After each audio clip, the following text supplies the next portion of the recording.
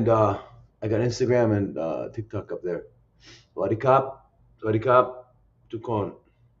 May mi kon tini lao. Yang may mi kon.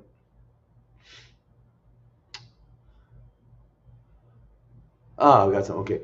Can you all hear me? Say yes. Hi, from Florida. Hi, Eugenia. Can you hear? You you can hear my voice? Okay, cool. You know,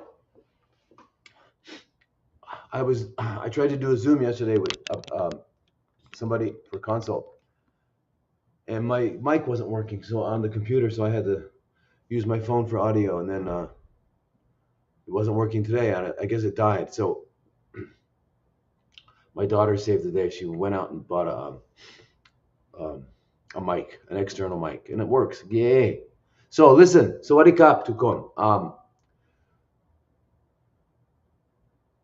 I'm glad you're all here. I know it's Easter, and but it's more than that. So and I want to talk about that for a minute because it's always important to remember our lives in context. Okay, because we kind of get lost. Is that still good? Yeah, we get lost about with our own personal dramas. We get lost about the context of life, and I wanted to just talk about that a bit because. And I just had only 15 minutes to look at your questions, and there's a lot of really good ones there. So, um, but let me say the first things I need to say before we can get started, and that is, I'm in the hotel room. There's no air. I can't believe I can't open the windows. It's crazy. As you all know, at Dr. Thomas Lodi MD is only if you want to get into Twitter or X. But everything else like Facebook, YouTube, Rumble, Instagram, TikTok, LinkedIn, it's at Dr. Thomas Lodi, right?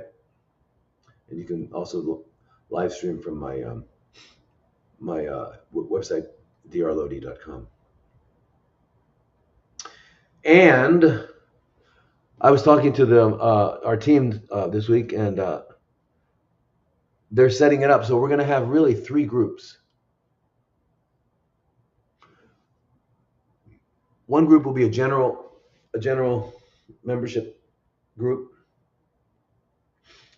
I'm still going to do lives every Sunday. It's the foundation of everything, and it has the best price. I love it. Nothing should cost anything. The only thing it should cost us, the only thing I think we should do, the term, the word earn a living. To earn a living, I mean just to be. I think if you get up and you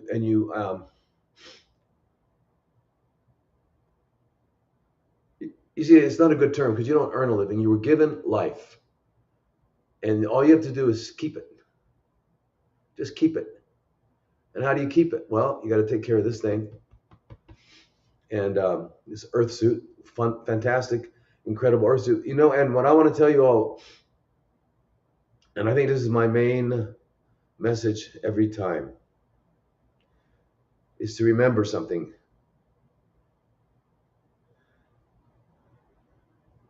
This body, our Earth suit, was made by divine intelligence. And if you look around at nature, you'll see that nature is actually perfect. Every aspect of nature does what it does in order that the entirety of nature continues. In other words, everything that exists is functional, and there's no waste. Everything that exists is functional, including what we would call waste. The waste of one creature is nourishment to another creature. There's no waste, there's no garbage, there's no trash, there's nothing. This is divine intelligence. This is a product of divine intelligence, and our bodies are that. The false religion that came into humanity somewhere, I guess, just after the Dark Ages, in the Renaissance, around there, I guess the Renaissance is when it started, is called science. And science is, I don't know, I mean, I had to learn it. I still, I had to learn it because I had to, um, I mean, what they call science. There are other sciences. For example, there are the Vedic sciences. There were, mathematics runs through all sciences, but basically science is observation. But the way that the science that we're used to, like when we do double-blind placebo-controlled studies, that is, first of all, that science was born of, um, its parents are ignorance and atheism. Why do I say that? Because they threw away all the wisdom of the ages and said, let's start over and prove everything. And so, and then the second part of it, second parent, is that there's no intelligence to the universe. Everything is random. I'm serious. That's science, random. So there's no intelligent design. So ignorance and atheism. Ignorance, okay. And then we have science, and the progeny of science is technology. And that's why it became our new religion. And I want you to think about it, no matter how religious you are, whatever religion you have, whether you're Muslim, Christian, Jewish,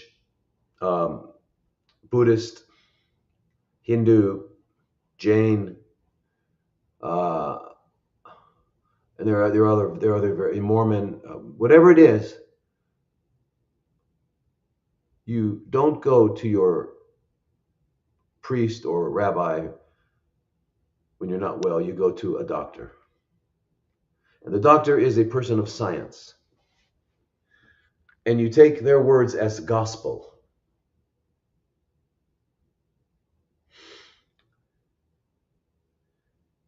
And there's the problem. So let me tell you something. Our bodies are perfect. They were designed to heal. Our birthright is optimal functioning, called health. That's our birthright. Not all of us, about 5% of us are born um, with um, truly genetic conditions. But most of us have never seen them because they're institutionalized. They don't get out. We see high functioning Down syndrome, and that's about it. We see some other retardation, but not much.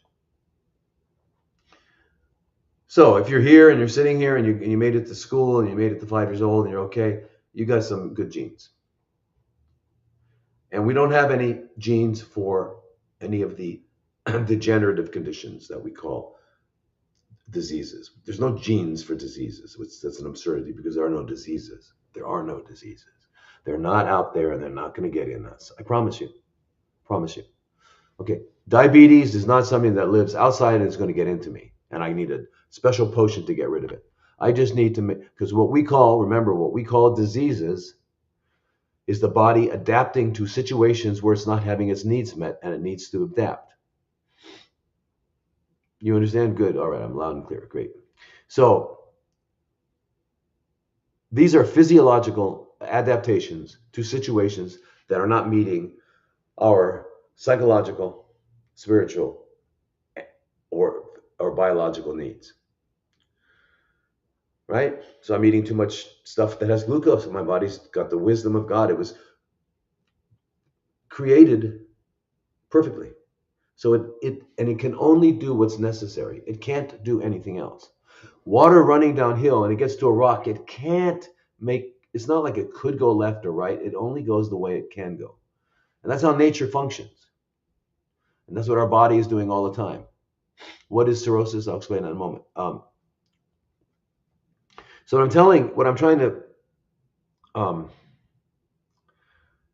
what I want to do is I want to restore your lost faith. And when I say faith, I mean your lost understanding that this body is only doing what's necessary. And all we need to do is to eliminate that which is in the way of its functioning. and provide it with what it needs, and it will function optimally. I mean, I'm talking in functional terms. Optimal functioning of the organism is the only true definition of health. Okay. Um, anyway, there are several systems that we refer to in our body. Um, and one of the things that science has done is it's fragmented humans. Like, you go to your general doctor and they send you to the cardiologist, and you got this problem with your joint, they send you to the rheumatologist and pulmonologist and nephrologist, and as if these were independent things. None of them are independent. There's only one system. It's called the body. And in fact, the body mind spirit complex is what exists, because the mind doesn't start someplace and then the body begins. What is the body? Well, if you look at it carefully with a microscope, you find out that it's molecules, and they're made of atoms, and atoms are go down to protons, neutrons, and electrons, whatever they are. And if you open up the middle of it, you have incredible energy called Nagasaki and Hiroshima.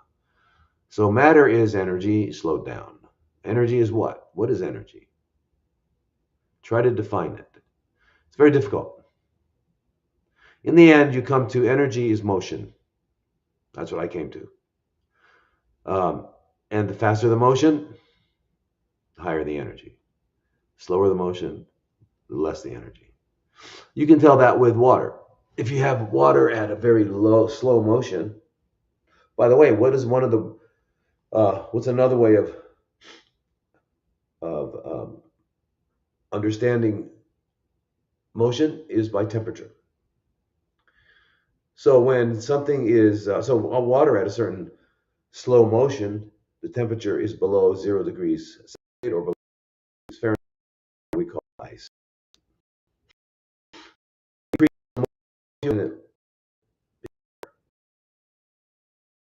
the motion, and then you get that. You can either supercharge that to become plasma.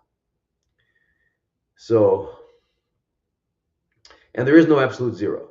At absolute zero, not centigrade and Fahrenheit, because they're relative zeros. A relative zero is on a scale that has, it's relative, because if you really had zero, you can't have less than nothing, right? So you can't minus 2 degrees centigrade means it's called what they call an ordinal scale. It's just ordered.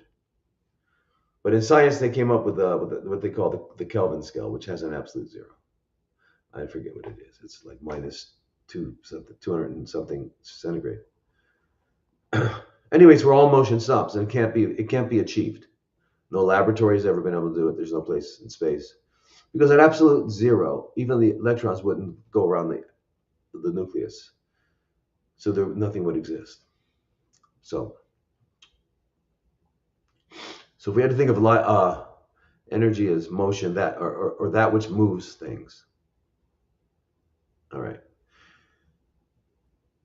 So what science and doctors have us believe is that our body is they've invented something called pathology, which means your body's doing something wrong. The pathological process, the pathology of this disease. This is all made up. Every condition that you would have of ill health exists because the body was not getting what it needed, or not getting what it needed. Whether it's a deficiency, whether it's too much of something, whatever, it's not getting it. There's no air in these places. Let me at least turn on the air conditioning. Excuse me.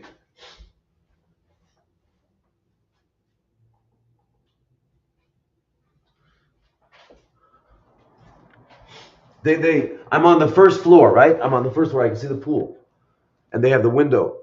They have no opening because they're afraid I'm going to jump out and try to land on my head or something and become a quadriplegic. It's for my safety. Everything. That's what we're doing. That safety and convenience. The only thing I'm worried about. For your safety, I don't want you to leave your house. For your safety, I want you to put this pencil in your rectum every day. Some people would do it. I mean, some people would do it. Why do I say that? Well, because I see some people wearing masks. But you know why they're wearing masks? They're wearing masks because they were told there's something out there. You can't see it. It's invisible, but it's there. Oh man, I better wear a double mask. And I see them wearing their mask in their car when they're alone, riding a motorcycle. And one woman told me that her husband wears a mask when they're having sex. So, um,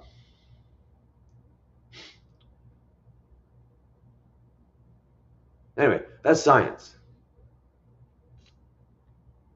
By the way, speaking of science, let's agree with science for a moment. Let's say there are these things called viruses. How big are they? Well, about 50 to 100 nanometers.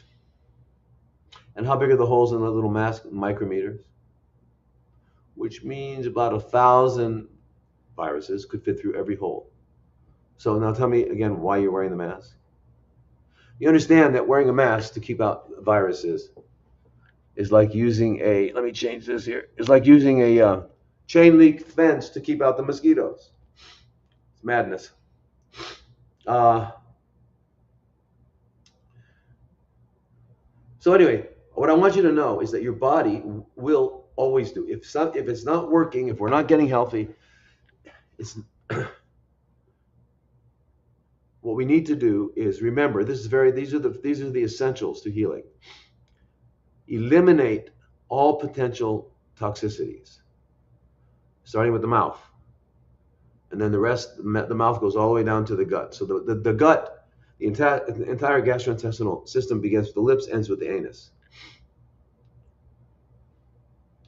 The teeth, number one, before you do anything else, or while you're doing it, you can begin to cleanse. You need to cleanse, do a juice cleanse, fresh juice, vegetable juice, with enough, whatever you need to make it taste delicious. Make it taste delicious. Don't drink it because you have to. Drink it because you love it. And you drink it, and what's going to happen is you're going to clean out your interstitial fluid. You're going to do colonics. You're going to get a lymphatic therapist. You're going to do movement throughout the day, every 90 minutes, every hour, or 90 minutes. You're going to get up and you're going to vigorously move around, whether it's jumping jacks.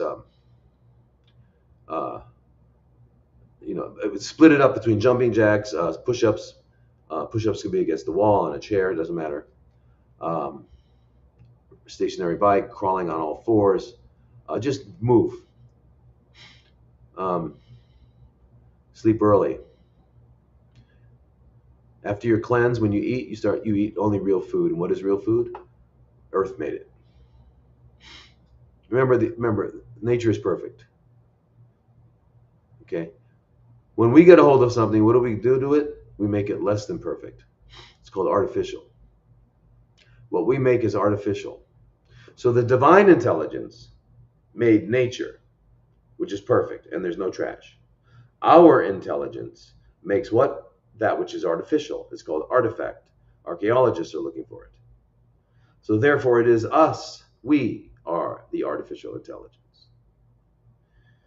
Now, these things that we've made here that they are calling AI are not AI. They're like the clone of a clone.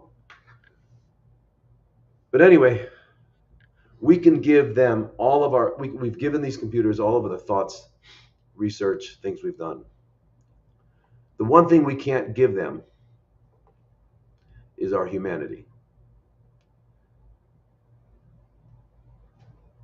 We can't give them our hearts. And these things here, once they take over, well, they already have, are without heart, without compassion. No, you have to understand what we've created here, not created, what we've produced. There's only one creator. I apologize for using that word. I hate when people say, I created a website. You don't create anything. For me, my understanding of creation would be that you take out of nothing, you produce something. And that's only, God can do that. So we can rearrange the creation. Yeah, we can't create. We can't. I'm a co-creator. No. There's only one God. And that aspect of you which you identify is God. So it's not separate. Anyway. Um, yeah. All right. So this is not artificial intelligence. It's actually we got to come up with something, but it's really going to be the end because it's. Can you imagine? You know, it's think how brutal humanity has been. I mean, go back and look at history or what we know of history. It's war, rape, theft.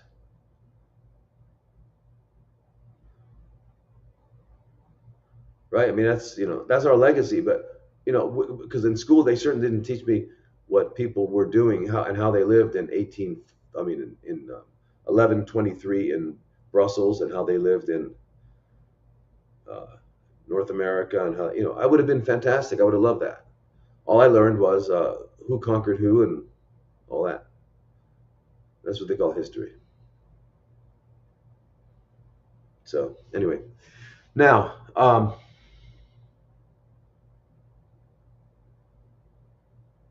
I wanted to talk. I went out to my daughter went out to get me she saved the day with the microphone to get and everything was closed because it's Easter.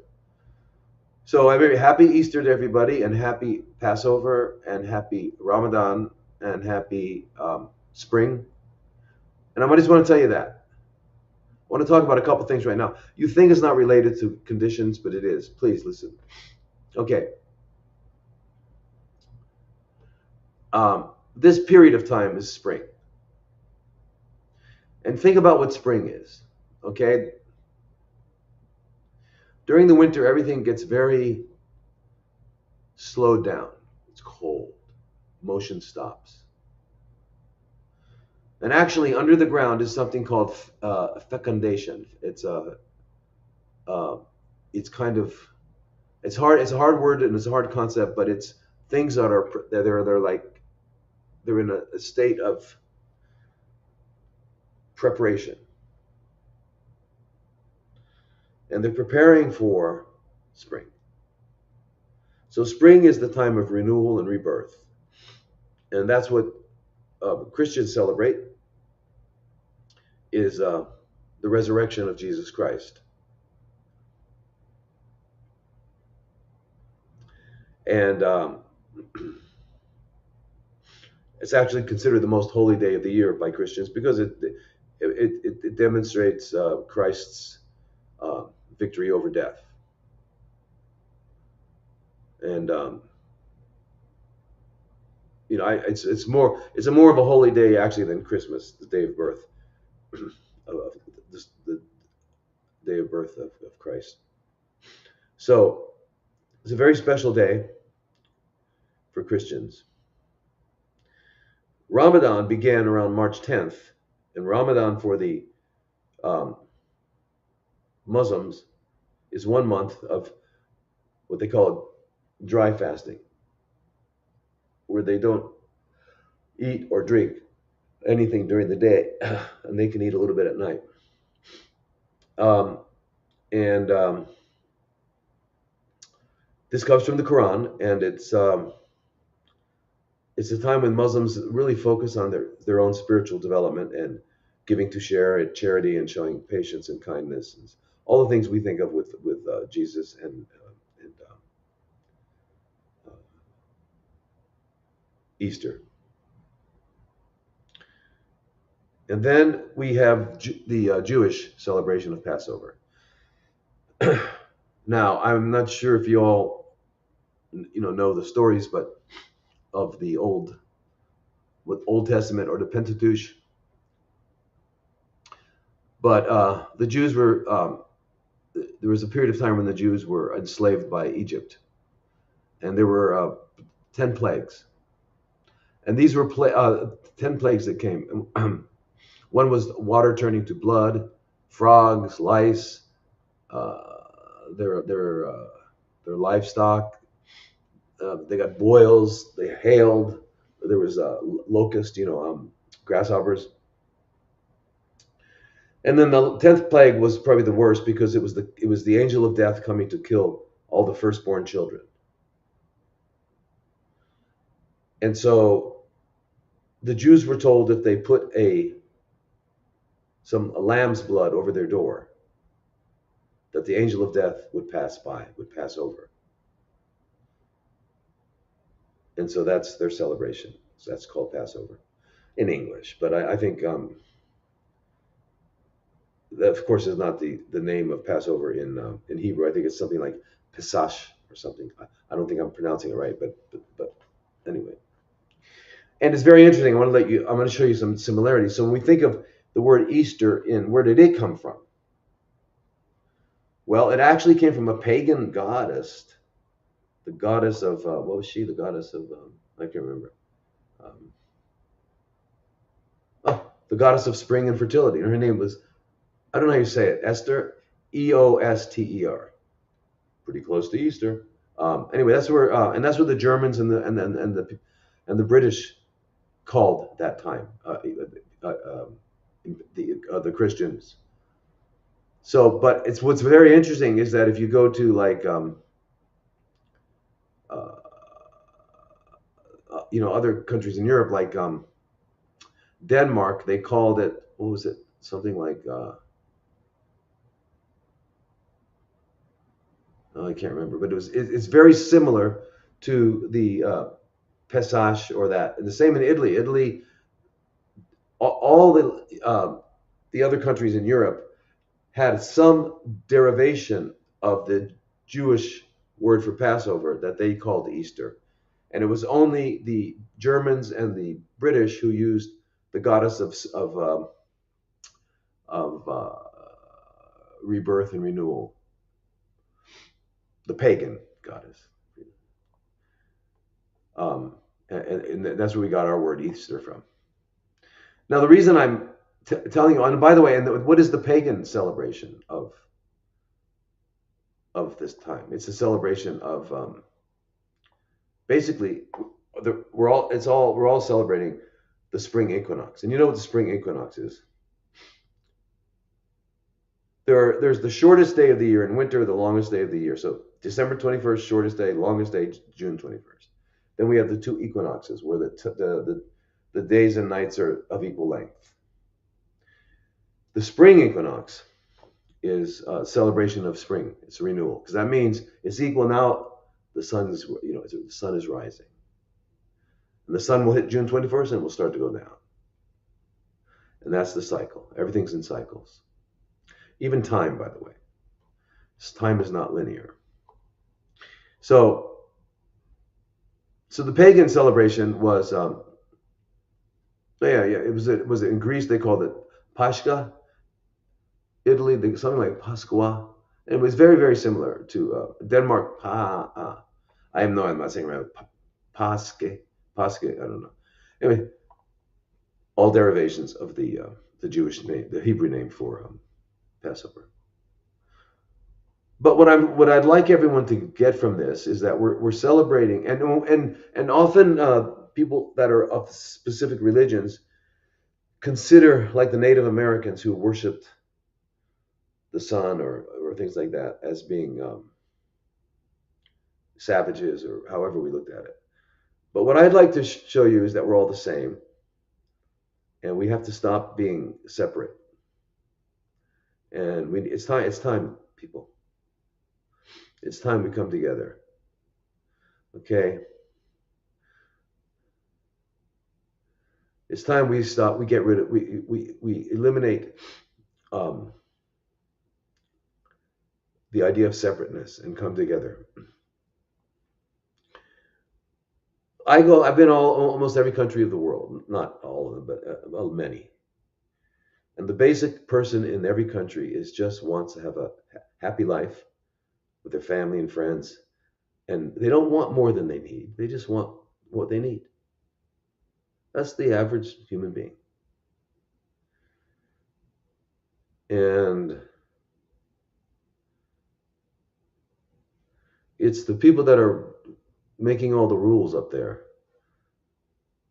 that get 18-year-old males to leave their family and go kill people they've never met or knew. And in my generation, I don't know if we were the first, but we were really quite loud about it. We said, I'm not going to Vietnam and killing those people. They didn't, no, no. And that's the message I'd like to get everybody to realize. We are the elephant. Let's say no. Whatever they're going to tell us, say no. But we all have to do it. Okay. But anyway, so we thought we had a chance in the 60s. We finally said no, and we walk around with peace and love, which is really how we should be. We all love each other. I mean, we could if we get rid of these arbitrary differences. And the big ones are religion. Unfortunately, most people of their religion think their religions got the answer, and the others don't. And we know, but I've read all the books. I've read the original scriptures of all of them, and they're all talking about the same God. They're all talking about the same ethics and qualities and morals. Really. And there's only one God. Who else could we be talking about? There's only one God. So let me take that into one other thing. And I apologize if I'm not being medical right now, but it doesn't matter. This is important. We think of monotheism and polytheism. Like I think it's pretty much believed to be true that the Jews were the first ones that were monotheists, thinking that there's one God, right? Mono and theist. Theism, is about God, and their God was Yahweh. And then out of Judaism became a Muslim, and their God was Allah, and then of course Christians. So, and then we look over at the Hindus, and we say, well, they're polytheists. They have many gods. And if one were to study that, they would find out that that's absolutely not true. They have a concept of Brahman. Brahman is the unknowable, the ultimate reality of all things. Sound like our God? Unknowable, fabric of existence. That the unknowable, but it's the ultimate reality. And therefore, you cannot have a relationship with that aspect of things. So they say that in order to have a relationship with this unknowable, they call it Ishvara. Ishvara is the aspect of the divine that is able to interact. That it's not different; it's just an aspect of it. And then Ishvara is, Ishvara means actually the word Shiva comes from there. We think of Shiva and Shakti, and they're not gods separate from God. They are aspects of it. Just like the Native American worshiping the sun is not thinking that the Native American knows that the ultimate reality has produced a sun that gives us light. And by the way, to all of us Hebrews and Jews and Muslims, what was the first word out of God's mouth? That's right, let there be light. So it's not really pagan, is it? I want you all to see that we're all doing our best, and we're all really I am. We are all I. Anyway, let there be light, and out of the light came what? All things. When the light hits the leaf, it transforms it into electrons, which are how biological life has its existence. But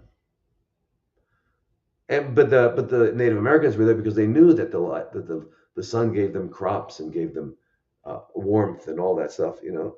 It's a manifestation of God. All of nature is a manifestation of God. So if I love plants, does that mean I don't love God? No. If I love the sun, does it mean I don't love God? No.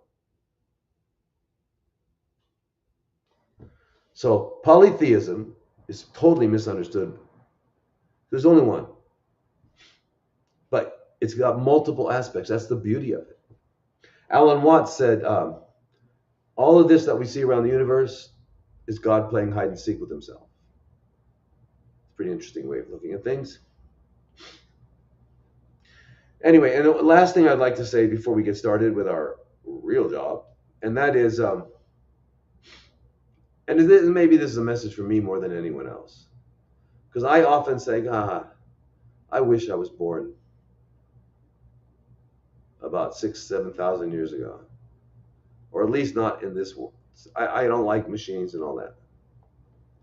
But I want to, I don't know if any of you ever know Stevie Wonder, knew his music. But well, he came from that generation that there was so much incredible music. It was almost scriptural, like Bob Dylan. I mean, and by the way, he got a Nobel. You can't argue about Dylan. He's the only songwriter in the history of the world that became a Nobel laureate for literature. Anyway, I don't think. I mean, I don't know. I could be wrong, but I don't think any rappers are going to get that. We'll see. I'm probably wrong. Anyway, Stevie wrote one song that I think perhaps the most incredible. It's called As. And if you haven't heard it, get the lyrics, get quiet, read the lyrics as you listen to them. And if you had heard it, go listen again. But one thing, I'm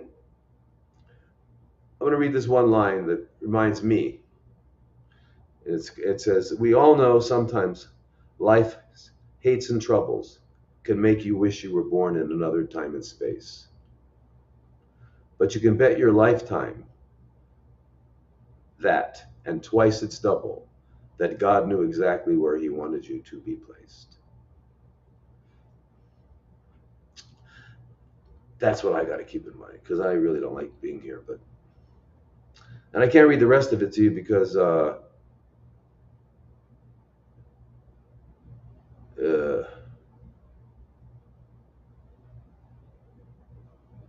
can't read it. When I read such profound truths like that are beautifully written, they make me cry, so I can't read it. But anyway, let's get on with our work for the day. Go listen to that song. Get the words first so you can appreciate it. And if you've heard it already, listen again. Beautiful.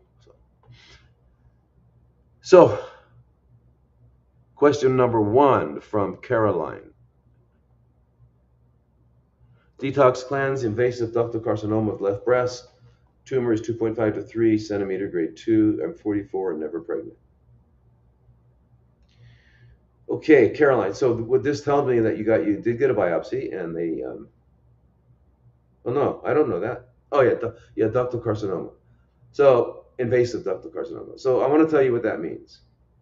It means that the pathologist looked under the microscope of a piece of tissue that was taken from your lump on your left breast, and he saw that now the breast is made up of little sacs, lobules that produce milk. It travels down the duct, out the nipple. The rest of the breast is connective tissue and fat. And so what the pathologist did, he said, aha.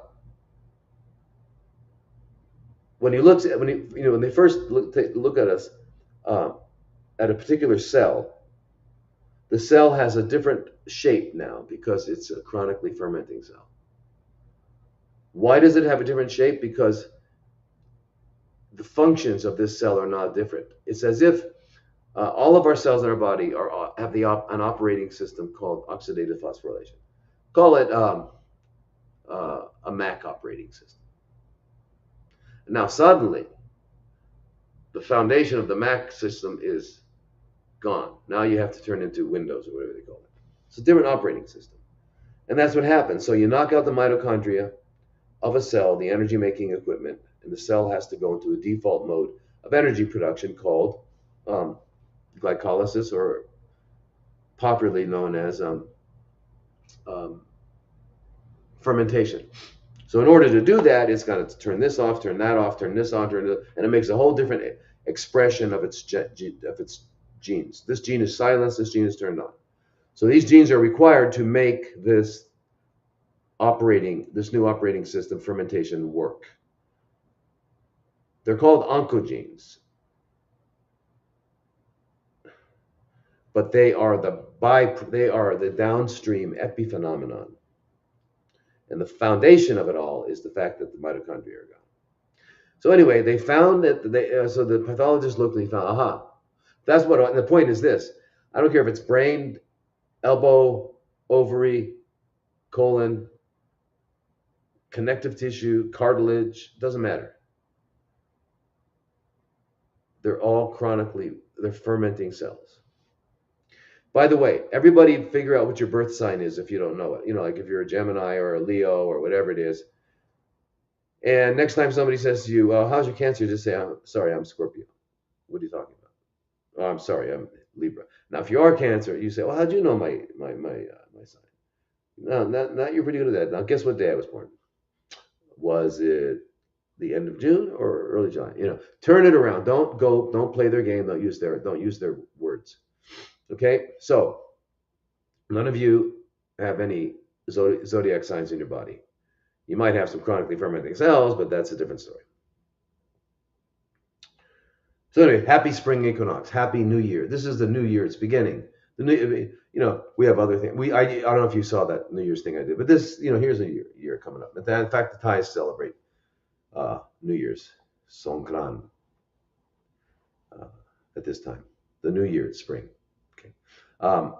But so, Caroline, so when we first of all saw the cells, an individual cell, and was able to say, oh, yes, it is definitely chronically fermenting cell, but he uses, maybe he's an astrologer because, MDs are mythology doctors. So, but I said astrology is not a myth.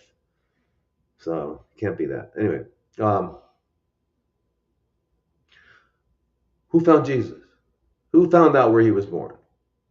Astrologers, that's right. They call them the three wise men. In fact, there's astrology all throughout the Bible, regardless of what old, new. So invasive, that means it's within the duct and it went through the lining of the duct, so it's invasive, and it's carcinoma. It's an absolutely useless term. It's a description of the microscopic anatomy. And all it does is it gives you the proper nomenclature to stick it on this sales and product and sales algorithm, product and services sales algorithm, developed by the American Society of Clinical Oncology, and which are the guidelines for all the oncologists, and they're not really guidelines. That's a euphemism for the word instructions. All right.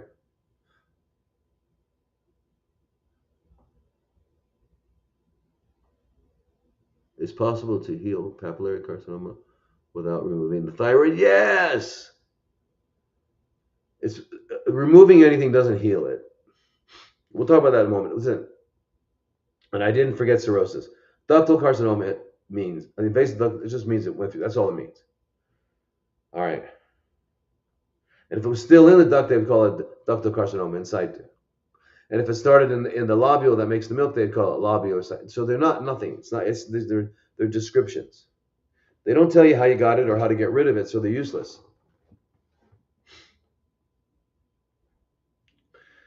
Grade. They give it a grade 2. I don't care what they want to give it. And there are no stages. There are no stages. What? There are no stages. What we call stage 1 is when, or what they call stage 1. I'm a recovering allopath.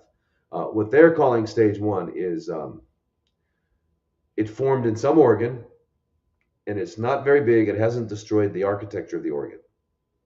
Stage 2 is getting a little bit bigger, it's starting to destroy the architecture of the organ. Stage 3 it got into the lymph, and stage 4 it got into another organ elsewhere, a different organ.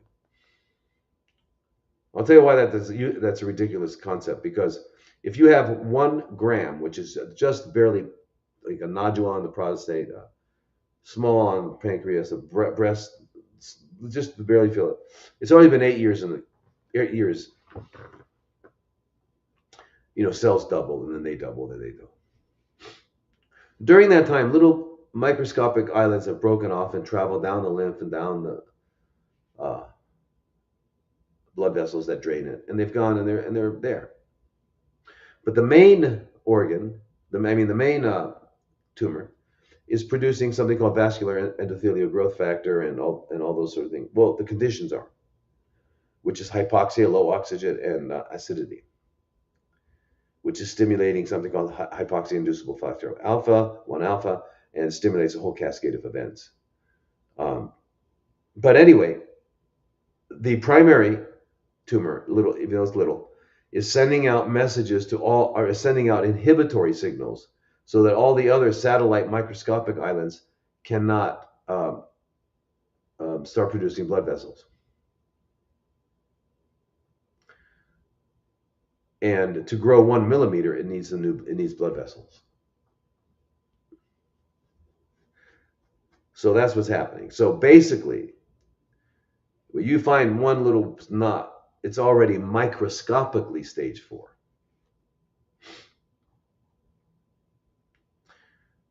And the problem is when you now stick a needle in it to take it out and show it to the pathologist so he can tell you what he sees, you release that inhibition, and now all those other little islands, microscopic islands, can start to grow. Same thing when you do surgery. And by the way,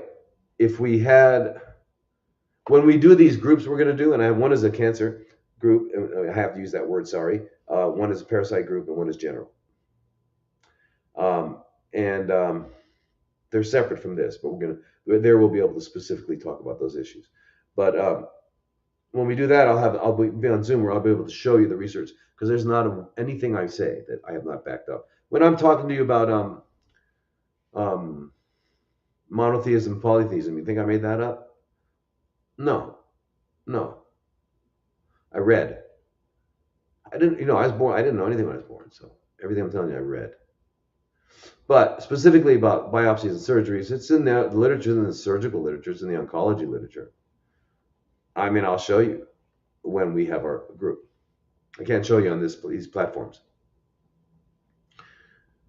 So anyway, what I'm telling you, Caroline, is the fact that you've got this diagnosis, you understand, diagnosis just means a name, right? How do you separate dia and gnosis, G-N-O-S, G-N-O-S-I-S, gnosis, gnostics, knowledge, know. How do you separate and know something? You give it a name. You give it a name, and now it has existence. That's why God spoke the universe into existence. Okay, names are very powerful. Words are very powerful.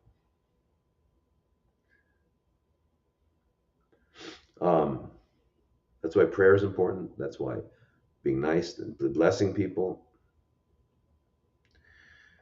So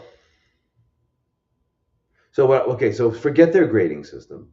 Forget their staging system. And if it's 2.5 to 3 centimeters, that's okay. Don't worry. It's ductal carcinoma. And it's an invasive ductal carcinoma. That's what they're calling it, but that's not what it is. It's just you've got some chronically fermenting cells in your left breast. You now know that for sure. You didn't have to do the biopsy because there was nothing else it could have been. If it's a hard mass, there's nothing else it could have been.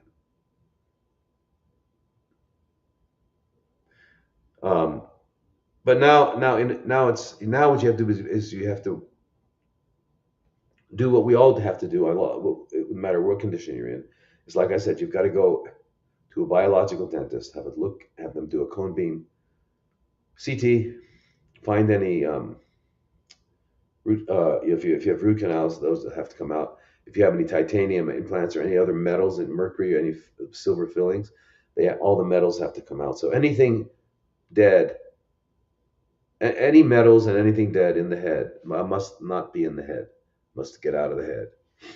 Metals and dead must get out of the head, something like that.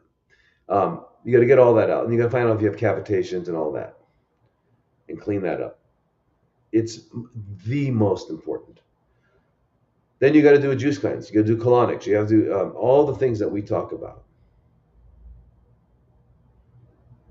And for you, you should be getting some Lugol's iodine,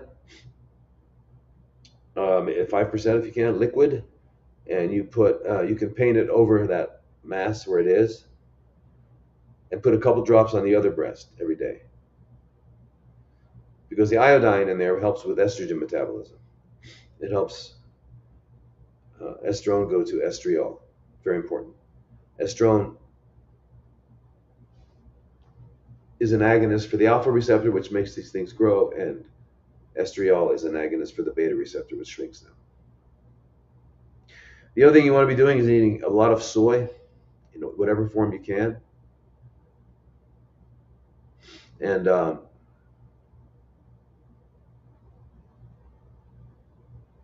flax, 2 to 3 tablespoons of flax seeds ground up a day. Put them in a nut milk, and then whatever else you want to put in and make a smoothie out of it.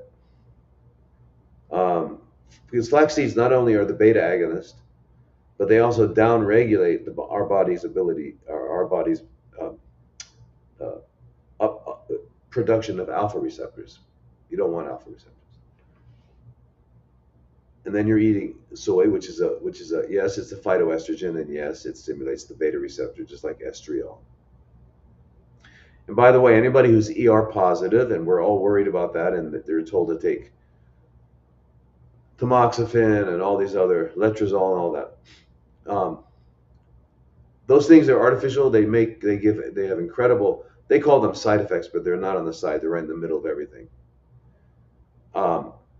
And I'm just telling you, once you cleanse, you find the source of the toxicity, you clean it out, and then you eat nothing but real food. You go to sleep early, you move around, you eat real food. You do fasting and cleansing. And most of all, you take care of the mind. Because your mind is filled with fear and doubt, which is the fuel of the fear produces or suppresses the immune system. If you have a suppressed immune system, you cannot resolve anything. Fear and doubt. And by the way, doubt is another way of saying believe.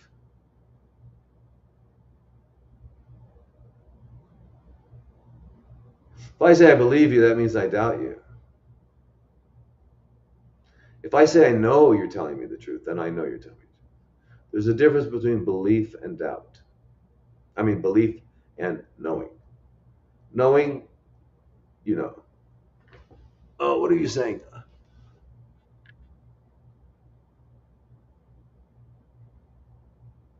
I actually had an experience where people tried to scare me, so I couldn't not fight physical sickness. I don't understand actually.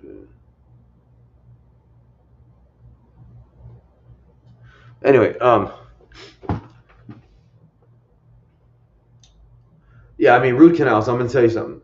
If you had a root canal, I mean, I saw a lady yesterday, and I know you're probably on listening to this.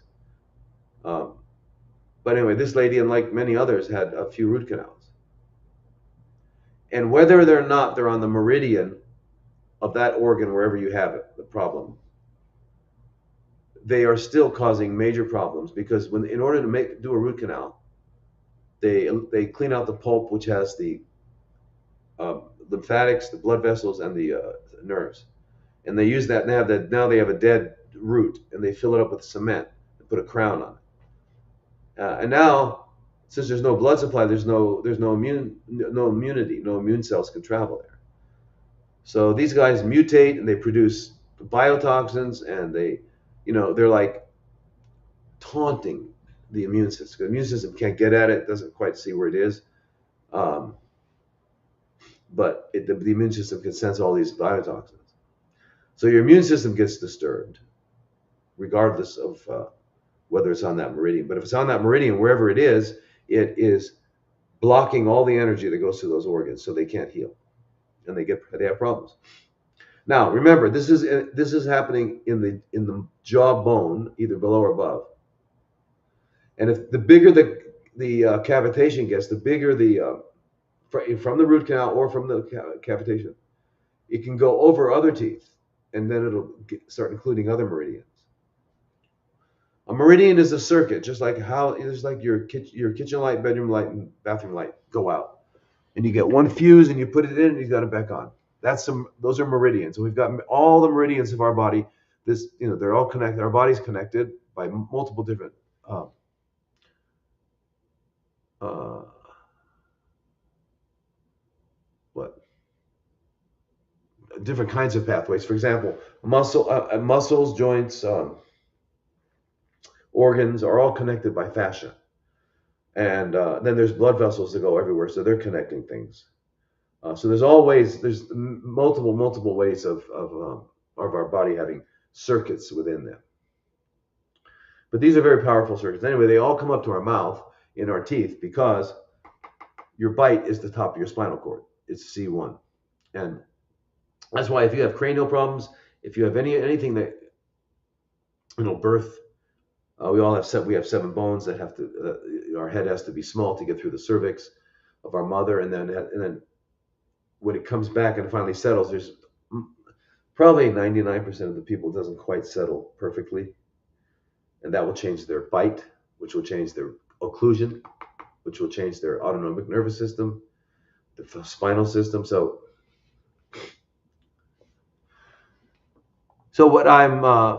Caroline, you need to cleanse.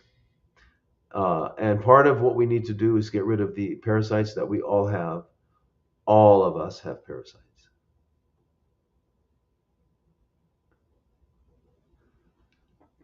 And after you do cleanse, you'll have more. So you have to do, like I was doing one, things that all disturbed when I came here. Uh, Everything. So, but when I get back, I'll resume my cleanse. But I'm doing like 6 this year, and then I'll do maybe 3 every year.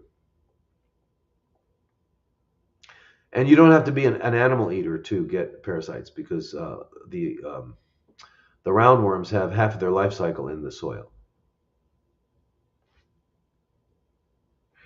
So okay, so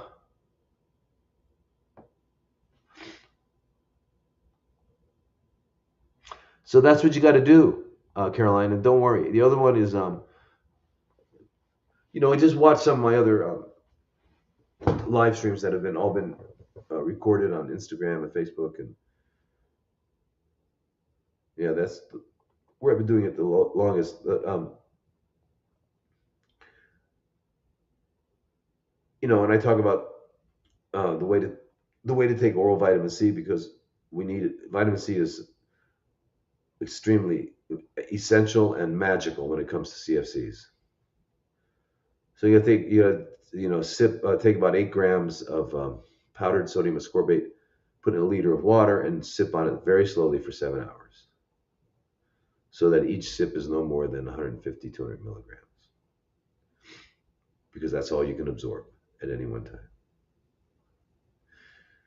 Take a lot of vitamin A, 40, 50,000 units a day. Take a lot of vitamin D until your level is up to 100. Iodine in the form of Lugol's. Adjust your thyroid, which you'll find out. I've talked about that before. And melatonin. Those are the fundamentals. But you should also take some medicinal mushrooms like reishi, turkey tail, maitake, agaricus. They're very important because they stimulate the natural killer cell function. Now, this is Elaine. I'm losing so much weight, and now I weigh 115. I'm 171 centimeters. Otherwise healthy. Are too many nuts, nut butters, coconut fats detrimental to eliminating CFCs? Also, how can I tell if my supplements are actually working for me? I take everything recommended plus Pectisol and IP6 Gold, Asiatic tea, and immunomodulators in the form of mushrooms. So you're in Scotland. Okay. Hi, Elaine.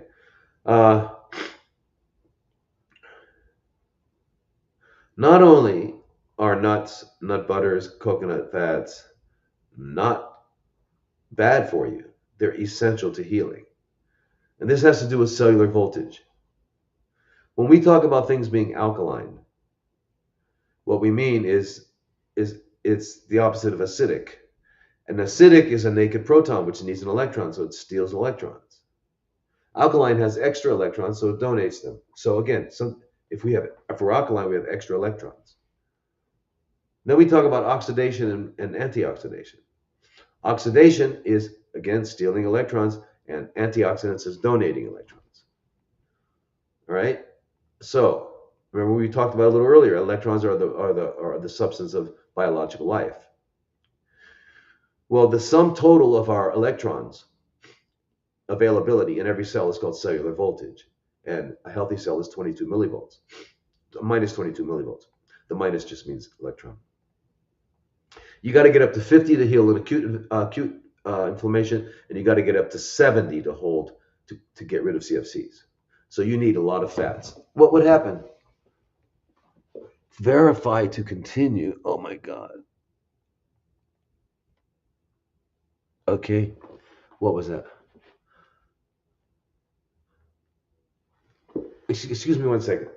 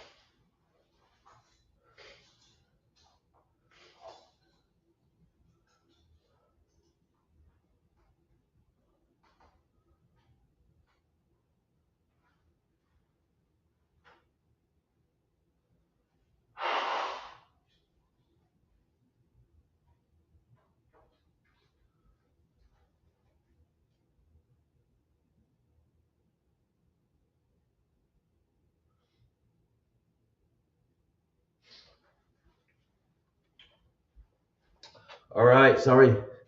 Very sorry. So, cellular voltage. Um, the reason eating a lot of nuts is very important for it is because voltage is like a battery will have voltage. That means that's how much charge it's holding, how many electrons it's holding, because electricity is the flow of electrons. And that's what we are, right? That's why we do EKGs and EEGs, etc. And we got patterns going on, and we can tell by the pattern what's going on. And when the pattern stops and you got a flat line, it's all over. So what holds the charge in a cell is the membrane. The membrane it's a biphospholipid membrane, which actually, when you look at the actual structure, it's the same structure as a capacitor. It's two conductors separated by an insulator, which is what they are. So we're making 37 million new cells every second, and they are made about 50% of fat. And so that means you've got to have a lot of fat available to be used in the synthesis of these these phospholipids. So where did you get them from? KFC?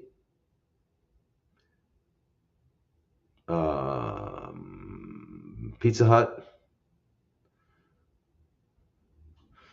Or did you get them from chia seeds and hemp seeds and flax seeds and nuts and nut butters? If you did, you're going to have powerful membranes. You're going to be able to hold the charge up to 70, and this will all go away. That's it. It comes down to that. Can you imagine? It actually comes down to one thing, and that is having enough electrons. As bizarre as that might sound, it's the absolute truth. And if you talk to any biologist or cellular physiologist or biochemist, uh, you'll know that the foundation of life, biological life, is called redox biochemistry. And redox biochemistry is the electron exchange. And as long as electrons are being exchanged, whatever they are, they came from light.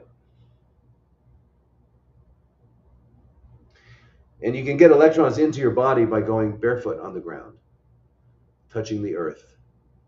You can get electrons by hugging someone, by holding hands, by petting an animal, holding your children, being barefoot outside and climbing a tree, near flowing water like a river or the ocean. Lots of electrons. And by the way, you're not going to believe it, but it's time to believe it.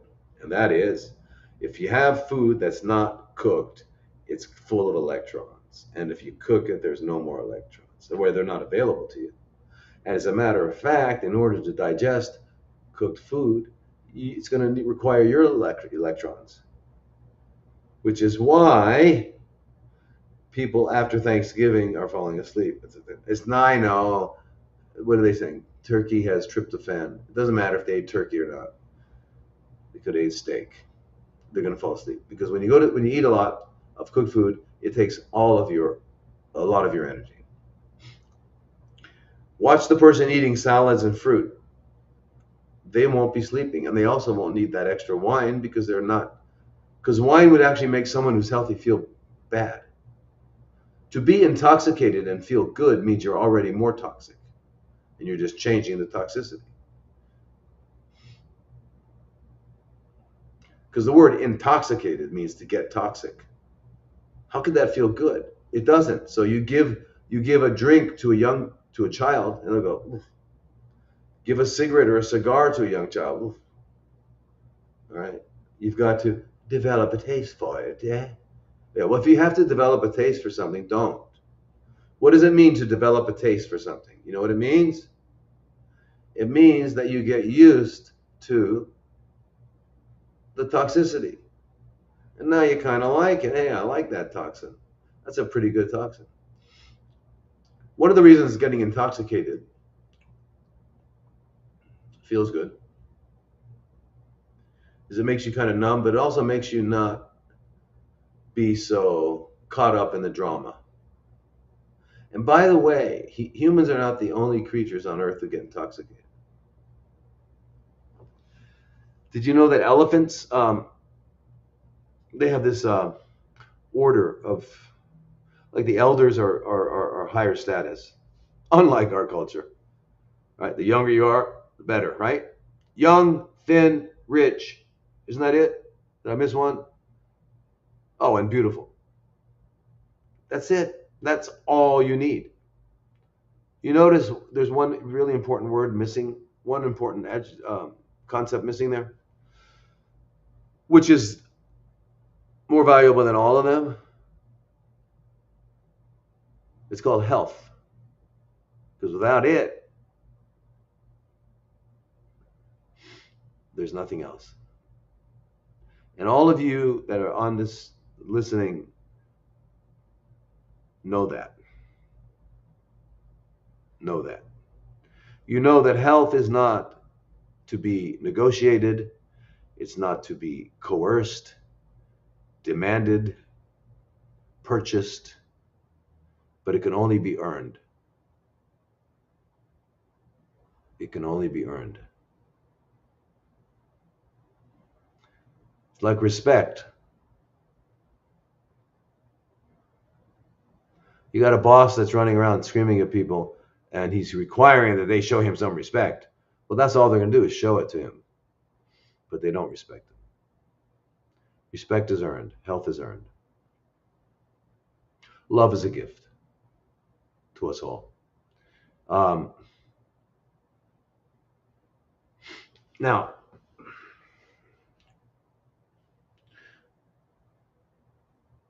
so anyway, no. At least 60% of your diet, at least, needs to be healthy fats.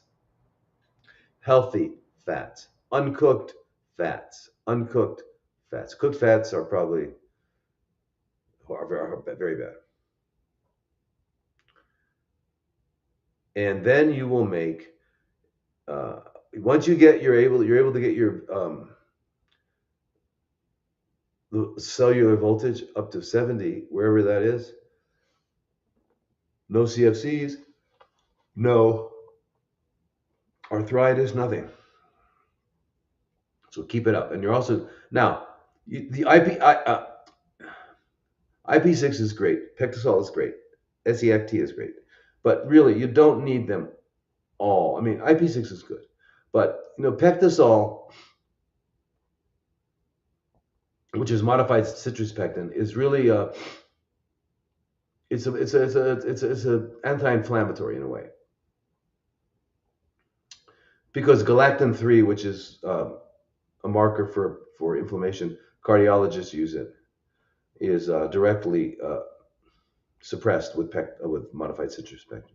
Pectosol is just a brand, but it's the one where all the research was done, so I would use it. But I would say the mushrooms are important. IP6 is good, but other than that, you're going to be living a healthy life, and the only supplements you really need are what I said: A, D, and C. Iodine, fix your thyroid, and melatonin, and then of course uh, the mushrooms. Now, remember, the word supplement means in addition to something is inadequate.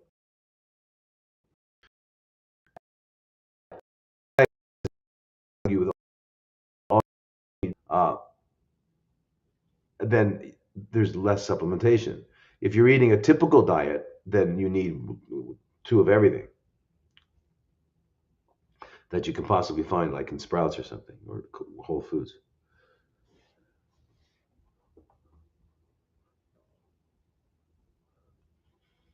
But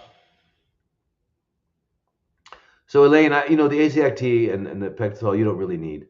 If anyone's gonna have surgery on a CFC for any reason, you want to start the Pectosol at least 2 weeks before, because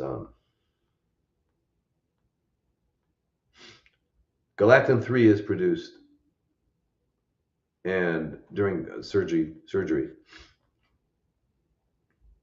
and what it does is it helps the tumor cells that escaped adhere to the wall and break through and go into another organ. So Pectosol will prevent that. So Elaine of Glasgow, you're doing good. I don't know what else you're doing, but keep it up. What you eating nuts and seeds and all that, and seed butters, nut butters. Yes. Just remember that fire. You guys all know the story of Prometheus. Well, Prometheus was caught bringing fire from the gods to man, and his punishment was they tied him to a mountain for eternity, and every day, I forget the bird, probably an eagle, probably a bald eagle, I don't know. Some kind of bird came and ate his liver, and then it would grow back overnight, and it would happen again. So for eternity, he's still up there, wherever that mountain is. He's got some bird eating his liver, and it's growing back.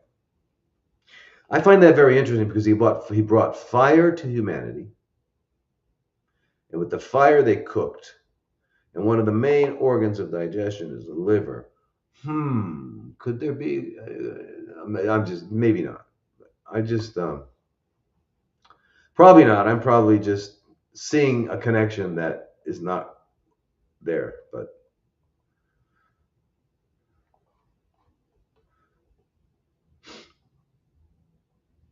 All right, so here's Astrid. Um, I don't have an official diagnosis of good pending a biopsy on April Fool's Day. Don't you didn't happen? April didn't happen yet. Don't get a biopsy. Oh, I've heard on other docuseries the bad effect of the biopsy puncturing the capsule, causing it to spread. My doctor was awful, they all are, and told me not to have hope.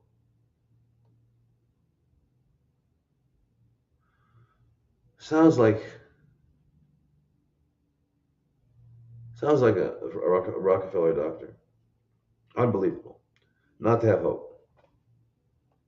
She'd be surprised if it weren't CFCs, as I'm 4 to 5 centimeters, as it is 4 to 5 centimeters. Well, she's right, and there's no reason to do it. You had someone that remember what I was telling the other woman. You know what it is, so just don't when you do a biopsy of it. All you're going to do is you're going to let the pathologist give them a name that they can put on their sales algorithm. Now, if you refuse a biopsy, this is great. If you refuse a biopsy, you send the whole medical system into a tailspin. The doctor freaks out. They freak out. You know why? Because all they can call it is a breast mass. Oh my God! Calling it a breast mass, it doesn't fit anywhere on this sales algorithm. So what do? I have to think now. I have to try to figure out something to do. I can't do that. I don't know how to do that. And if I do that, I'll get in trouble. And you know, I got to feed my family and take care of my kids. The hell with the patients. Yeah, you think I'm kidding, right? Anybody think I'm kidding out there? I'm not kidding. I'm deadly serious. If you got a 4.5 to 5 centimeter hard mass in your breast, there is nothing else that it could be. You remember Bob Dylan said, "You don't need a weatherman to know which way the wind blows." So, anyway, you're lucky. I take a lot of people come to me because I don't require a biopsy. Of course, I don't require it. I don't. Hey, listen. If you wanted some honey and there was a bee's nest up there, would you like poke a hole in the thing, trying to get the honey out? Probably not. My doctor was awful and told me not to have hope. And she seems to love being harsh. Yeah, they do. Is this totally true? As the Gerson Clinic was real mainstream about it and said you have to get a biopsy. Gerson herself may be turning over in her grave. My intuition suggests that you speak the truth. You speak the truth lies in the natural approach. And your online visits are already booked. Saw the truth about cancer years ago. I have had traumatic relationships. Yeah. Okay, very good. So, I mean, I'm just, now I get it. So, Astrid, um, okay, so you got, it's going on in your breast. I guess, is that where it is? Was it your breast? You didn't say, but it sounds like it must be, because if she can tell it's 4 to 5 centimeters, maybe she was by touch. But that's what it's just one of those things, and it doesn't matter whether it's estrogen receptor positive, negative, HER2 negative, blah, blah, blah. Those are just all those diagnostic categories are there to sell you different products and services. Yes, yes, yes, yes. That's all. That's all. That's all. But you're right. Yeah. If you are continuing the same lifestyle you had and you take Herceptin and you have HER2 positive, it'll keep it from growing for a while until it doesn't. Same with tamoxifen and all those other ones. Does it eliminate the fundamental original thing? No. Why? Because it's not trying to, is it? What's it trying to do? It's trying to keep you around longer.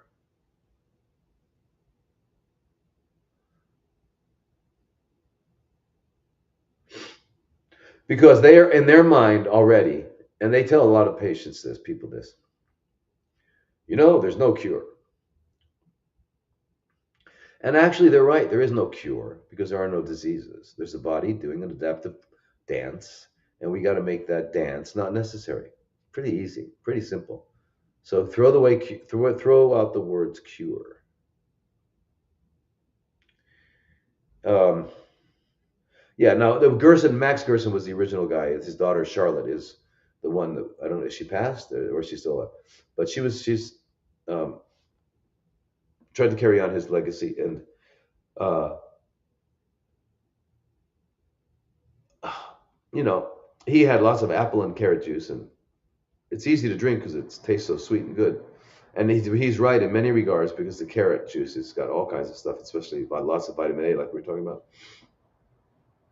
It's just that it is pretty sweet, and I think you can get. It's got to be sweet enough to taste good, but it doesn't have to be overly sweet. And I think that's a little bit over. Also, Gerson, at least nowadays, uses way too much cooked food and other things. But and yeah, I think they're pretty mainstream in that they usually get the biopsy stuff. I mean, I don't think Charlotte was that way. I don't know if she passed. I don't know. Anybody know Charlotte Gerson passed? I did a. I was in a documentary with her years ago. What was it called? I looked at it recently, just for a little bit, and I can't believe how young I was. Um, it was at Oasis when we first opened Oasis, only 19 years ago, 18 years ago. It's a good documentary. It's called.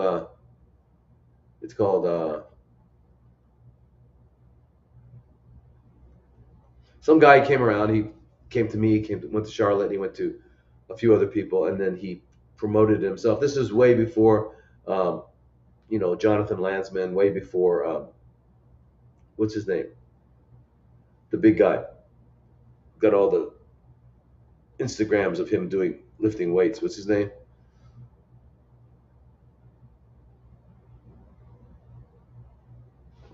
Anybody know his name? The guy. He does a lot of documentaries and interviews all these doctors, and he's become an expert. And he's always lifting weights lately. Uh, anyway, I forget his name. You know him. Anyway, before all that guy, before all those guys came, before the truth about cancer came, before all that, this guy made one. It's called Healing with Cancer. Healing from Healing. It's a good one. You should see it. Not because I was in it, but it was good. Anyway, it was good. Very good. It gives a really good explanation of things. Let me find it. Uh, oh, yeah, I think it was called Healing Cancer from the Inside Out. Let me see, is that it?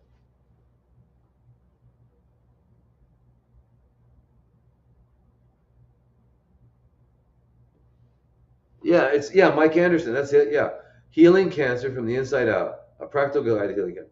But anyway, no, there's a video. Here's the. Oh, I can't show you. I can't share with you. Anyway, on Amazon, there's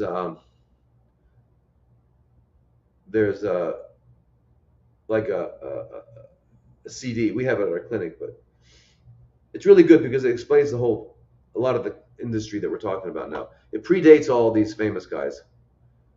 Oh, I can't remember his name. That guy that likes to lift weights now.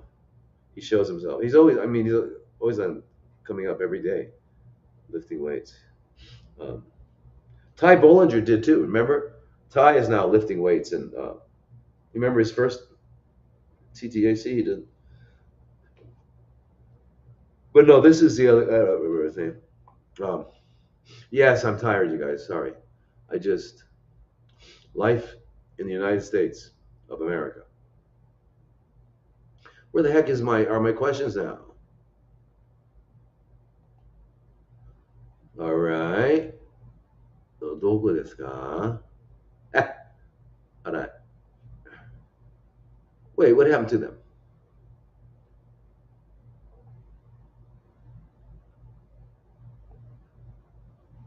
What the heck?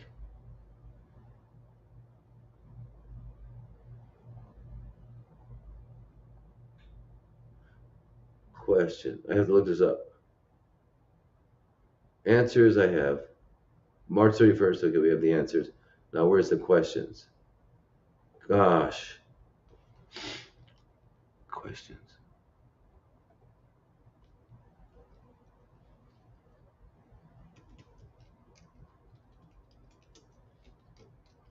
There it is. I gotta just.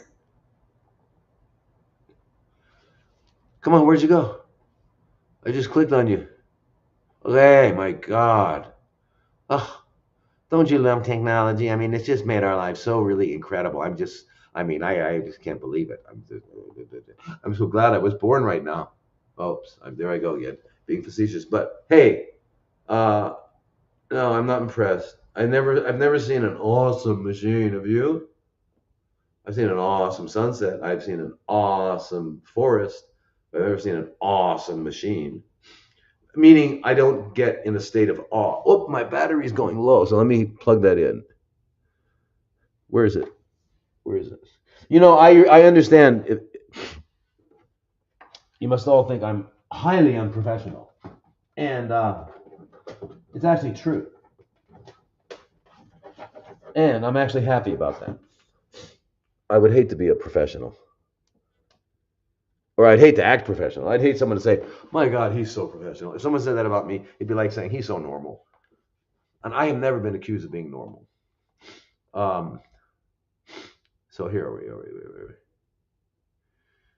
My intuition says, yeah. So I do, yeah. I speak the truth because Astrid, that's all I know. I don't know this other stuff. I mean, I learned it, but I didn't believe it. I didn't believe it. They gave me, they taught, I learned all these stuff, and I go, well, that's not what's happening. My visits are booked up, and I'm so sorry about that. But really, I'm going to have these three groups, and they're starting, by the way, at the like April 24th or something. They are starting, and you'll get notices about them. But we'll have it's going to be broadly about people with CFCs, and then later we might break it up into different locations, like people with breasts and stuff like that. But if you don't mind, this will be in a format where we're on Zoom, and so you'll be able to ask questions. So if you don't mind sharing your personal information as much as you want to among other people, then we can kind of turn those into, almost like a Zoom console. Um, but yeah, no, you don't need to get it. Don't. We know what it is. We don't need to know what's because believe me, because I've had women with outside on the breast is triple positive, and then it moves into the lymph node and is triple negative. Did it mutate? No, that's not what happened. In the microenvironment in that area, it did not need to express those particular genetic um, the genes of those uh, uh, uh, receptors was not expressed. That's all. That's all. Because of the microenvironment. Okay. But again, please, I hope you were listening to this whole thing, this whole talk today, and I've got others. Start with your mouth. Get rid of everything. Cleansed. Colonics. Go to sleep early. Movement. Learn. And everyone, listen, let me just talk about the mind for a minute. It is the most important, okay?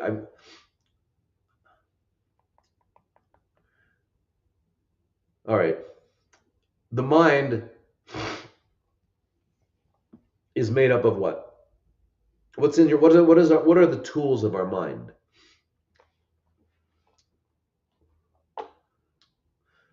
Called words and pictures and maybe concepts, broader concepts.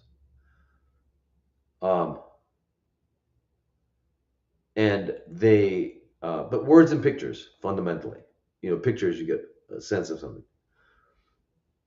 Now, the word chair and the picture of a chair is not a chair. So these are what we call symbols. So they're not real. They're symbols. They're symbolic of reality. And we can only think about things in a place called time. So we can think about what's going to happen, and we can think about what did happen, and we can think about what could happen, should happen, might have happened, could have happened, should have happened, maybe, and if. Well, none of that is real because it isn't. What is right now? How do you think about now? You can't. You have to experience it. If you're thinking, you're going to think about the now that just passed or whatever. And the reason you can't is because now is eternal. It had no beginning, it has no end, it's eternal. It's the home of God. And we don't go there. 99.99999% of our lives were spent in could have, should have, maybe, could have, if, maybe, as soon as, but never are we here now. Anyway, here's the problem with the mind, too. In addition to it being insane, right? Everybody with their mouth closed is insane. In addition to being insane, it's not a voluntary act. No one decides to think. I think I'll start thinking. No. Thinking happens just like your heart beats and your lungs breathe and your glands secrete. It's happening. By the way, we're human beings, not human doings. Okay? So,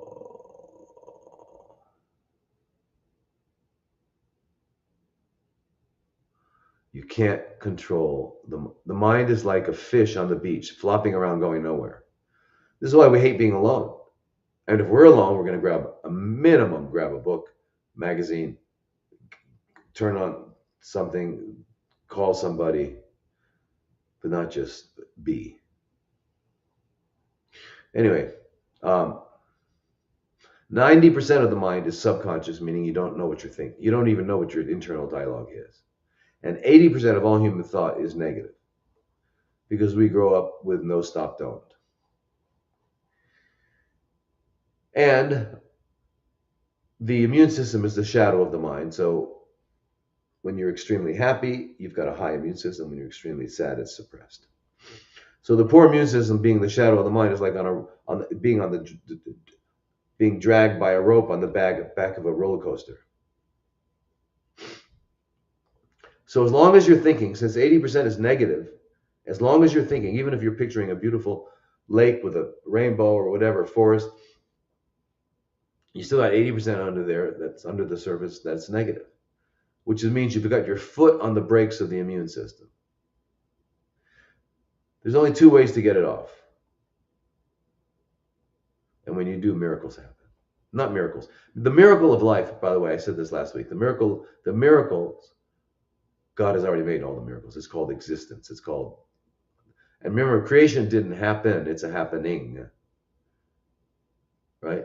It wasn't created, it is being created every moment. Why? Because why should it remain? So that's the miracle. And there's certain rules and laws that hold it all together. And only within those rules and laws will anything happen, which is why Jesus did not take Satan's offer to jump off the cliff. Thou shalt not tempt the Lord thy God. And you can pray, you can be a good Jew, a good Muslim, a good Christian, a good whatever, and pray and chant and everything, but you step off the cliff, you're going to fall at 32 feet per second squared, period. These laws are not negotiable. All right. So, by the way, our immune systems are so powerful that if they were fully functional and you had CFCs in every cell in your body, they'd be gone in 2 weeks. So if you get this thing operating, there's a miracle right there. Our immune system. You got to tap into it. Tap into it in 2 ways. One, you stop thinking. It's not easy, but the way you stop thinking is you listen to your breathing, and you commit to 2 minutes. Can you commit to 2 minutes? Yeah, I bet you can. And how long? How frequently? 5 times a day. 2 minutes, 5 times a day. You can do it. You go someplace, you're quiet, you sit up straight and but comfortable, and you listen with all your heart and soul to your breathing. Very just gentle breathing. And you won't last 3 seconds. You'll be off and running. As soon as you realize it, come back. Then you'll be off again, come back. Keep coming back. Maybe after about a month or two, you might be able to stay there for just listening purely to just without any thoughts, just listening for 5 seconds. And when you do, you go through a doorway and you enter the here and now, and you're in the presence of God. And your immune system flies. Why? Because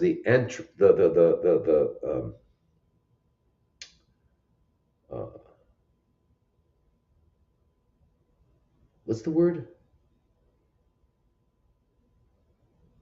Anyway, the price of admission to the here and now is your mind. So you're just listening to breathing. That's all you're listening to. You're 100% focused on that, and you enter and you leave the mind there. And when you do that, it flies. It's called a psychoneuroimmunology.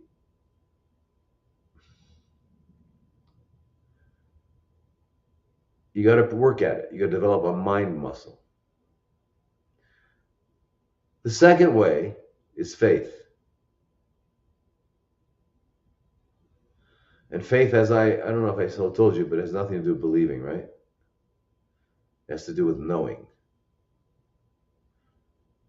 Do you believe in God? No. I know about God. Just like I don't believe in mountains. I know about mountains. And I don't believe in the Easter Bunny, but I think I might believe in Santa Claus. I'm not sure. I got to figure that one out.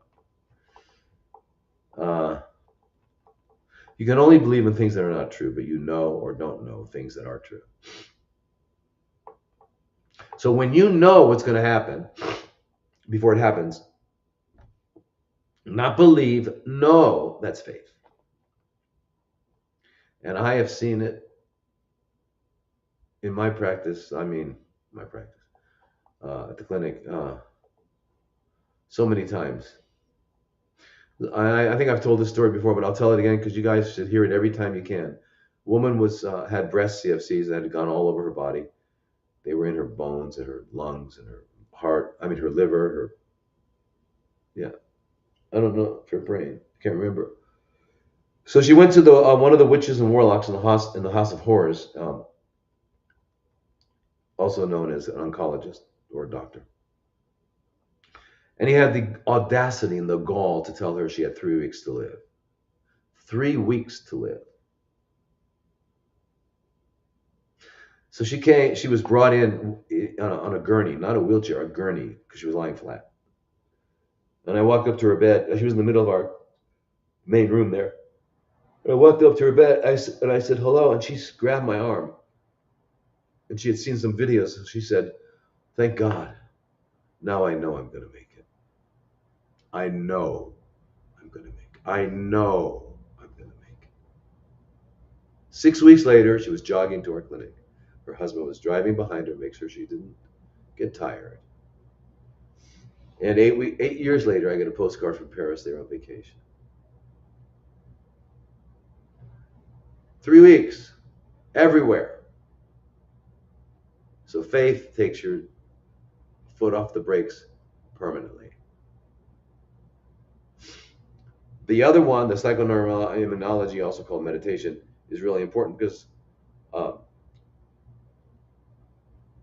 you got to get started. So you got to develop that, because finally, when you get to that point where you can go there at will, and you do that a few times a day, you'll be it'll also be enough to eliminate everything. Now, what is the bridge between fear and faith? It's called knowledge. And that's what you need. You need the true knowledge, not the myths, but the knowledge of what I've just been teaching you about the immune system, about the mind, about the fact that these are chronically fermenting cells, and that the fact that if you ever doubt if you can heal or not, just go into the kitchen, you take a little knife and you cut your finger, and you tell me what happens. What'll happen is it'll bleed, and then it'll scab, and then it will heal. Now, you've all heard about the CERN, CERN. It's the I think it's got its own country now. It's a massive particle accelerator, and they're accelerating protons. Oh, by the way, they start, they turn on. That's just a coincidence, just another coincidence. They're gonna start it on, or start it up again. They've been down for a couple of years on April 8th, which just happens to coincide with the solar eclipse that they're trying to freak us out about, right? This solar eclipse is not like any other solar eclipse. It could even knock out our lights. Now, wait, where did I hear that before? What was his name?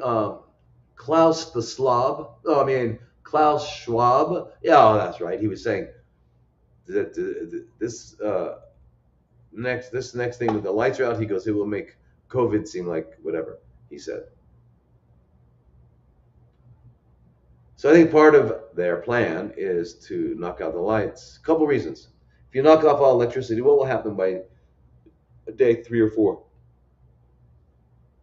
You're going to have a lot more crime. A lot more crime. And that will justify martial law.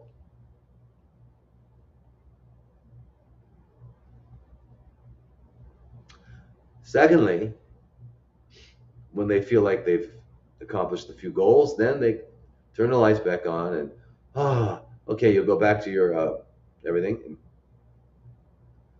When you check out when you go to the ATM, you'll find out you have no more dollars or euros or wherever you are, Singaporean dollars or whatever. But rather you have central bank digital currency. Yeah. So I don't know. That's the CERN, the CERN is coming back on. They're going to be sending protons. It's accelerating protons, which are the center of a nucleus. I mean, the nucleus of an atom, at just a little less than the speed of light. And they're gonna have them come and into each other. And they thought they would do it on that because they thought that maybe they had something to do with. They made up some excuse about with the the moon and the sun and all that. Anyway, you have to remember one thing too. Whatever we read about and hear about is a distraction. The truth is either the opposite or something that we don't know. But for sure. April 8th, you guys. You ready? I'm not. I'll still be here. Oh my God. Oh my God. I'll be here. Oh my God. I'm supposed to leave right after that. Whoa. Okay. Well, I don't know. I might have to leave earlier because I don't trust Klaus the Slob.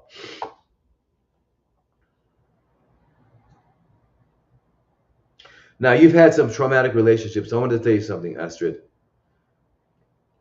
I understand, and I think we all have, and some people have had much worse. I mean, I've known people that grew up with, being sexually and physically abused as children. So, I mean, some of us, and then other people have been in relationships with spouses where it was physically, emotionally abusive, and I mean, it's horrible. But you know what? When it's over, it's over, and the only thing that remains is your vague perceptions of what happened, and your right, but that's all that's real anymore. I mean, it's not even real. It's a symbol of an idea of what happened, of a perception. And what I want to say is, it's a story. So one of the most important things you can do when you have a story when it really causes, it's hard for you to talk about. That's what you've got to do, is let it out. You got to talk about it. You've got to tell your story. Just like the alcoholic who finds it is attending AA meetings for maybe 6 months, and they can't go up there. And finally, they get up there and they say, "Hi, my name is I'm an alcoholic." They finally say it. And next time, it's not so hard. Pretty soon, they're telling their story that used to make them, just the thought of it made them, it wiped them out. But you tell your story long enough, and soon it becomes the story, not your story. It's that story. You get it out. Catharsis is it is the most important thing about therapy. Insight is meaningless, does nothing, because you don't even know if it's true, but you think it might be true, and that's why even if it is, suppose you said you started drinking alcohol because your mother didn't breastfeed you long enough. Is that why you're drinking alcohol today? No, because you're addicted to alcohol. So, insight is if it's true, but it's never true because everything happens the way it happens because it's had to happen that way. And that means God made it happen that way. And remember what Solomon said, that the beginning of wisdom is the fear of God. And what that means is you're finally going to fall on your knees one day, whether it's your last day or sometime sooner, and you're going to say, I get it. I get it. He's the producer, director, script writer, casting director. He casted you for that role and nobody could play it. But the story's been written. We're just here to learn from it. And we got a front row seat. All of us have a front row seat. The greatest story ever told, the human drama. And it doesn't matter if you're rich or poor. It's the same lessons. But tell your story, Astrid. Tell your story to everybody. Just tell it. And if you've got anybody out there, you got anything that you're hiding from someone, whatever you're hiding, confess ye one to another. You've got to free yourself. Holding on to secrets is deadly. It produces just like I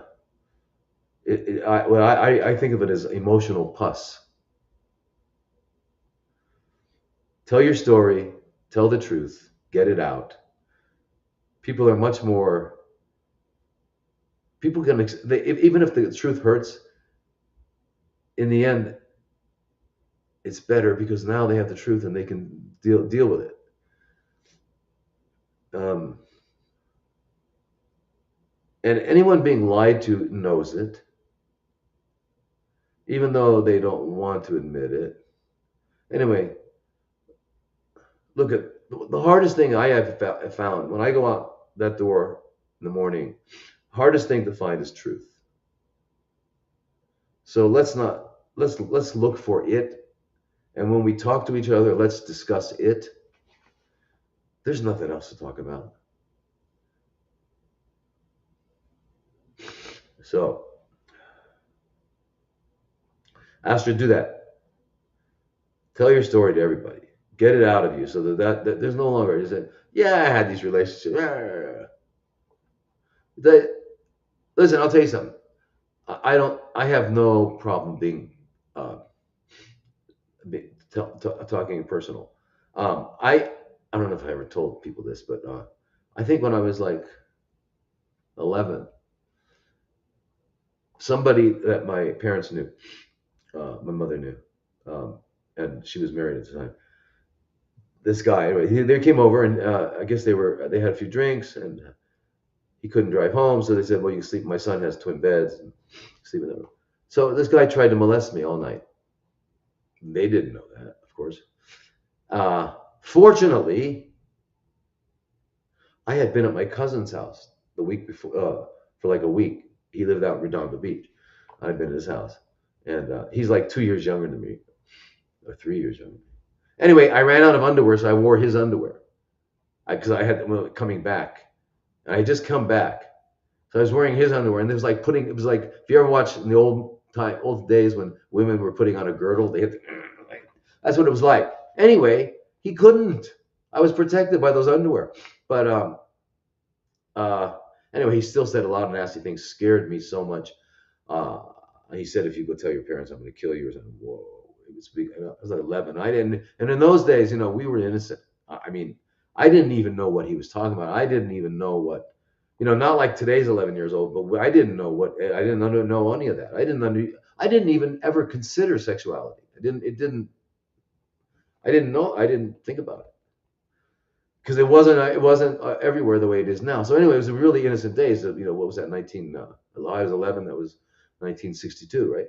So anyway, it blew me away, and I was like, Anyway, one day my mother came out. I was folding papers. I had a paper out. She said, something happened, and so I said, yeah, and I told her, and she said, well, she was, of course, you can imagine, she was not happy about it, but she said, listen, if you want to go tell, if you don't want to do it, I understand, but we could tell the police so he doesn't do this to other little boys. I said, okay. So I went to the court and I told my story, and he was there, and uh, uh, they knew by the words I was using that I could never have, made it up. And anyway, he wound up doing some time. But you know what? The reason I'm telling that now is because I have no residual from that, and I think the reason is because I told the story. If my mother hadn't come up to me, and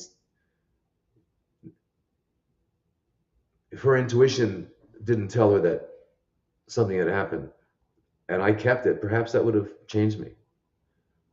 So I'm just saying, tell your story.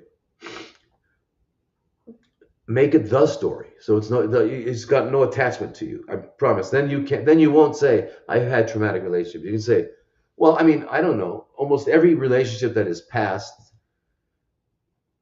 could probably maybe be viewed as traumatic. Not always, but I mean, I'm just saying that. Don't worry. And all you know about it right now is what your perceptions, your fragmented memory of the perceptions of what you thought was happening. We don't really know what happened in the past, right? That's why we have lawyers. He said that. No, she said that. Wait a minute. Did I say that? So did it get really dark in here? Like, is it too dark? It's okay. You guys can see still. It looks pretty dark. Yeah. Anyway, guys, tell your stories. It's not a big deal. Everybody's, we're all human. We all, whatever, And by the way, the Oracle of Delphi has two words above it. I say this, like, I probably say it every week, but I can't help it. It says, know thyself, because if you know yourself, you know everyone. We're all the same. You might not want to believe that, but we are.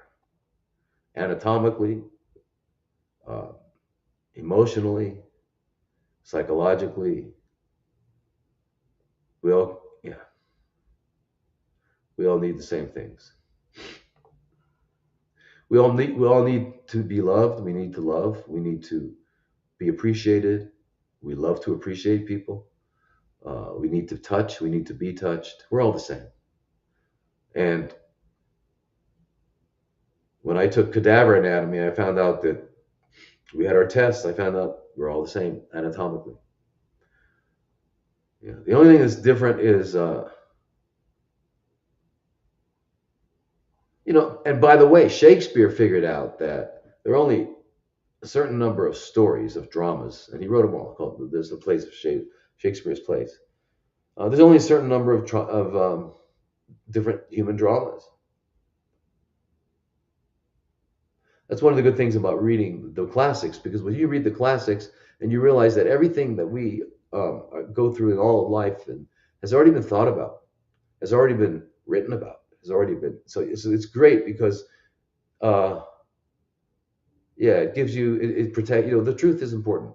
Learning is important. So anyway, I want you all to know that whatever you have, the condition you have is, can heal if we can get rid of whatever's in the way, and then provide your body, your earth suit, your divine earth suit, with everything that it needs. And then we also have mind and spirit, so we have to realize that. So if we've got anything going on spiritually and psychologically, we've got to deal with it. We've got to learn to turn. We've got to learn to harmonize all aspects of our being. Okay, we're not. It's not. It's not like a car. You can't, bring your body to the doctor. Say, hey, doc, fix this. I'll be back in an hour. It's not like that. So, Astrid, that's you'll be good. You'll be fine. But just start telling it, and that's okay because then you'll realize it doesn't matter. The more you tell it, so catharsis, catharsis, catharsis, catharsis. Svetlana, I just got a result of a FNAB cytology. That's a biopsy. C4 by Yokohama system for reporting breast FNAB cytology. What would you recommend? Okay, I would recommend. I wish you forget the words because the cytology. Okay. Fine needle aspiration biopsy, right? They took a fine needle, they put it in the blood, and they probably did a lot of them. Cytology, a CYT is always a prefix that means cell. Okay, and ology is the study of, so the study of cells. But in cytology, it's called it's a branch of anatomy. Well, histology. Histology is the study of microscopic anatomy. In other words, it's the study of tissue structure. So we had to study that, and we, in our we'd have to look under a microscope and be able to identify that's liver, that's heart, that's kidney, that's skin, ovary, testes, whatever. I mean, we had that. That's it. Yeah, no. So and then cytology is what they're calling it especially in the field of they're just telling you what they see. It's basically histology. So like I said before, whatever they're calling it, it's okay. It has nothing to do with what's going on in you. They're just giving you a description of what they see on the microscopic level. You understand? It doesn't help you. It doesn't change anything. You've got to do what you got to do. You got to realize that, okay, I have something in my breast, and I don't, if it could be your pancreas, it could be anywhere in your body. And that means it's an adaptation to something that there's been I've been either toxic or deprived, deficiencies or whatever. All that my body's had to adapt. So I've got to get rid of all the toxins. Remember that I've said this over and over. I keep saying it over and over because that's what we got to do. And then I've got to do that. And then of course we do take vitamin C IV. We do take other things IV. We do systemic hyperthermia and all that. But if you can't afford to do that stuff, and you do all of this, and you get control of your mind, you'll be fine. Get control. They just shut it down. Your mind is not only it's one of your greatest tools, but it's also your most fearsome adversary. All right. So anyway. I feel like I feel like I haven't been able to explain that well enough to you all, because I know you're all, because you all feel like you have something different going on, and I understand that because they've scared you. It's called the standard of scare. They've scared you, and they've got you using their words and everything. Don't use their words. Okay. I had a colon resection and a hiatal hernia. I am struggling with bloating and shortness of breath. All right. Well, Paul, I'm not sure what's going on, but because hiatal hernia. Okay, so the bloating, it's not. I'm not sure what they did. I'm not sure what they did. But if you didn't have that before, you've got to go back and have them check it. But usually bloating is gas, right? Which means that there's either blockage, or that means that you're you're not digesting, or I'm not, I'm not, I'd have to really look at you, and I don't understand how that's related to the surgery for hiatal hernia. So you've got to go, if you got that and you didn't have any of that before, you got to go back to the guy and tell him, say, look, or woman, something is wrong, and have them evaluate it. Okay, because it looks like there's and a shortness of breath means it's going up. It sounds like it's pushing up. Perhaps your diaphragm is not letting you breathe fully. I'm not sure, but you can't let that go. Go check that out, please. Anyway, you guys, I just realized what time it is. Sawadee kap, kapumakap, and I didn't get to everything, but I hope you appreciate that. That you needed to hear this stuff. I need to say it, but I think we all need to hear it. Um, all right, I'll see you next week. Sawadee kap. Aloha.